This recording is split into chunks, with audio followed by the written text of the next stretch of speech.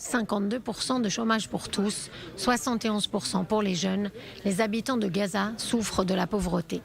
Augmentation du nombre de suicides et de toxicomanes, recrudescence de la prostitution et augmentation du taux de divorce. Les Gazaouis en sont persuadés, seuls les permis de travail en Israël les aideront à sortir de cette situation. Aujourd'hui, seuls 5000 d'entre eux possèdent ce précieux sésame, même si cette année, Israël a assoupli un peu les règles et certains Gazaouis âgés de 25 ans seulement l'ont reçu. Selon Naïm, un résident de la bande de Gaza interviewé par le quotidien Maariv, une rumeur se répandrait selon laquelle les résidents âgés de 50 ans et plus seraient automatiquement autorisés à travailler en Israël. Ils en rêvent et certains assurent même que ce serait la fin de la violence.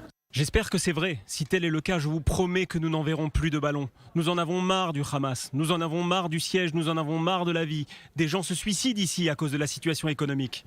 J'ai envie de mourir. Quand ma fille me demande un shekel, j'explique que je n'en ai pas en plus. Mais la vérité est que je n'en ai pas un seul dans ma poche. Pour manger, ils s'endettent, vendent les bijoux de leurs femmes ou envoient leurs enfants mendier dans les rues. J'ai vu les gens faire la queue pour recevoir 100 $ sur l'argent du Qatar, ce qui n'est rien comparé au fait de travailler.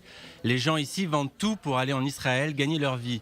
Ils ne savent pas comment régler leurs dettes, en particulier dans les supermarchés. Certains tombent sur des tricheurs. Ils obtiennent des permis falsifiés et perdent tout espoir. Les agriculteurs rêvent de passer la frontière.